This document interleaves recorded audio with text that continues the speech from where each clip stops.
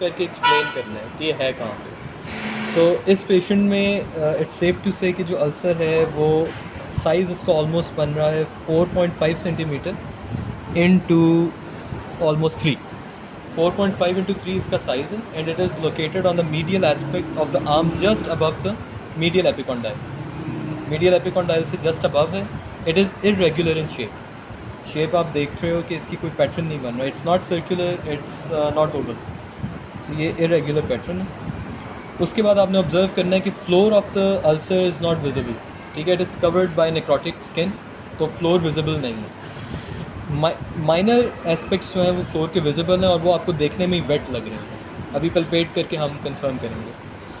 उसके बाद आपने जब एक दफ़ा सारा अल्सर देख लेना है तो ऑब्जर्वेशन में आपने सारा एक्सप्लेन करना है कि इसकी आपको एजेस जो हैं वो प्रॉबली स्लोपिंग ही हैं, स्लोपिंग एजेस हैं, इन्वर्टेड नहीं है। तो अब नेक्स्ट स्टेप जो है पल्पेशन है। पल्पेशन में again you compare the temperature और ये ठीक ठाक गर्म है, तो ये प्रॉबली एब्सेस की तरफ ये जा रही हैं। इतने पीड़ भी होंगी हाथ लाना एडी सी बड़ी पीड़ होंदी इंज नहीं होंगी, तो जो थोड़ा जोर नाल नपी है तो दर्द होंगी है, फिर होंगी है। बाली बनी है तो फिर ठीक है। कब से है ये? भाई ये 10 दिन से बस बन गया। इससे पहले बिल्कुल ना कोई शायद नहीं ना। ठीक है, तो आपने टेम्परेचर मेजर करने के बाद उसके बाद आपने जो है वो टेंडरनेस चेक करनी है। सो जैसे कि पेशेंट ने एक्सप्लेन किया है कि ये मॉडरेटली टेंडर है, बहुत ज़्यादा सिवियरली टेंडर नहीं है, वरना इतने पे भी पेशेंट को दर्द होती है।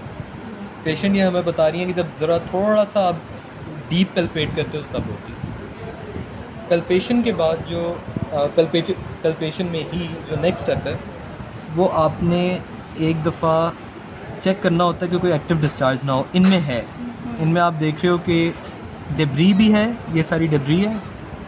डेब्री क्या होते हैं वहाँ?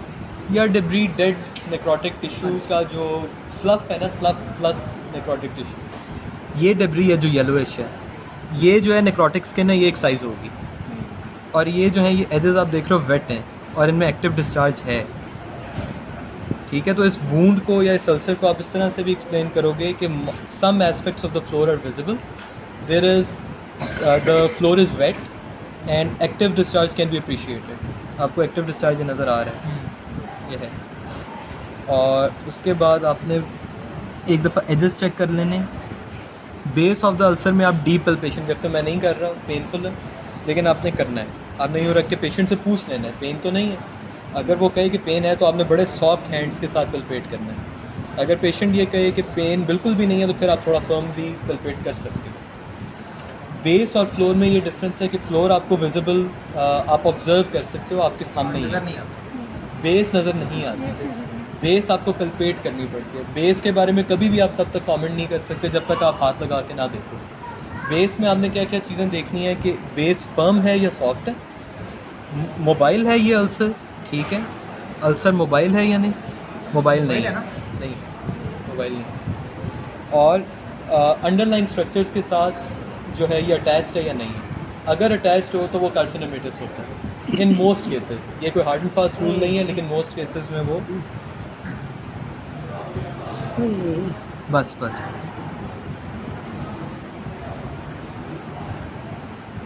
ठीक है। ये एब्सेस, हाँ, और सराउंडिंग स्किन पे भी कमेंट करना।